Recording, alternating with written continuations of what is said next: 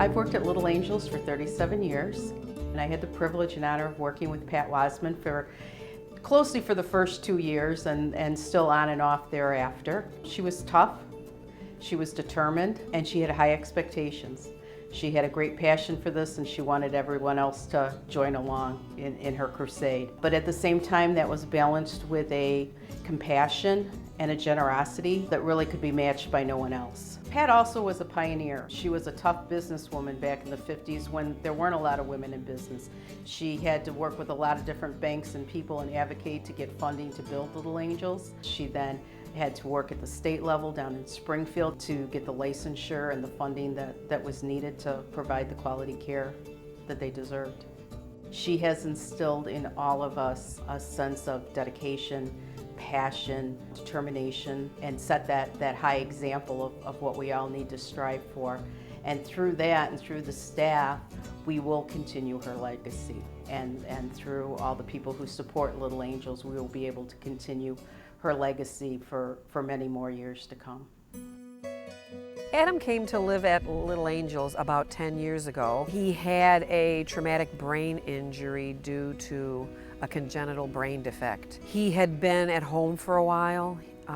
He was in 2 other facilities before he came to Little Angels.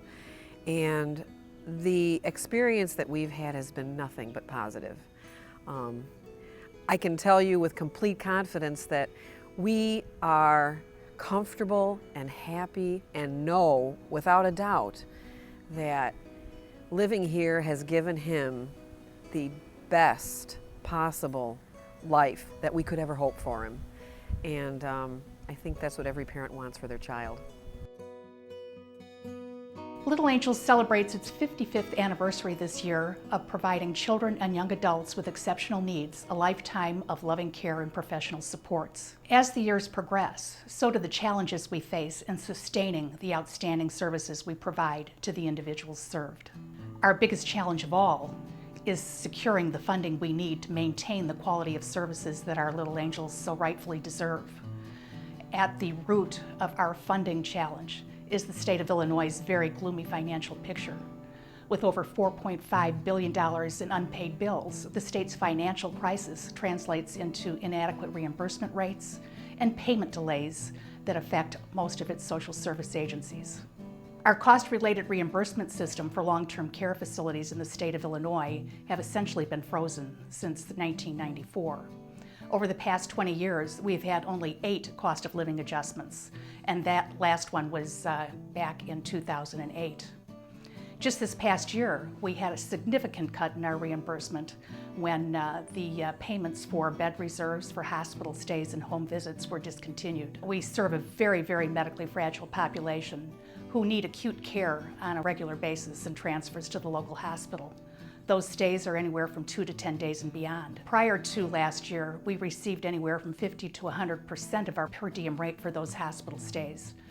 Over the past year, we have had 282 hospital days for our medically fragile residents, and that resulted in a reimbursement loss of over $70,000. As we continue to experience payment delays of up to 7 months, we are forced to borrow money to meet our cash flow needs. While state funding is our biggest payer source, we recognize that the welfare of the residents we serve is not the sole responsibility of our government. The decline in state funding has not compromised our core values and efforts in making Little Angels a home away from home. Little Angels continues to expand its resources and to develop relationships with community groups and individuals that believe in our mission as passionately as we do. In an era where healthcare providers are merging into major health systems, we believe the long-term success of Little Angels is in remaining a very small, family-oriented agency. Little Angels is successful because we love, care, and support just like family. Little Angels is successful because we continue to believe in a vision established by our founder, Pat Wman, over 55 years ago, a mission where medically fragile children receive professional and expert care in a place that feels like home. My relationship with Little Angels began back in April of 2010. It was Comcast Cares Day. a day when Comcast employees throughout the country participate in volunteer projects within their community. So that day, my son Kevin and I came to Little Angels for Comcast Cares Day, and we spent the morning. And after a few hours here, we realized what an amazing place this is, filled with love and laughter and such special people that we knew we wanted to get more involved in this organization. So in addition to the relationship on Comcast Cares Day with Little Angels, Comcast also has been a major sponsor of the Angel Songs fundraising gala year after year. You know, and not just Comcast, there are many other corporate sponsors of Little Angels, companies like John B. Sanfilippo and Son, and Russo Power Equipment, and Cobra Concrete. There are other wonderful companies that have had relationships now with Little Angels through their annual pledge run, like Woodstock Harley-Davidson and Total Control Sports. And special thanks to EAO, the motorcycle club that has sponsored the Little Angels Pledge Run for over 25 years. You know, so I've seen as a member on the board the resources it takes to run an organization like Little Angels. And I want to thank those corporations that have already been tremendous partners of ours. And I would ask everyone to think about not only personal contributions, but think about the companies you work for and you work with, and give them an opportunity to give back to the community by serving such an amazing organization like Little Angels.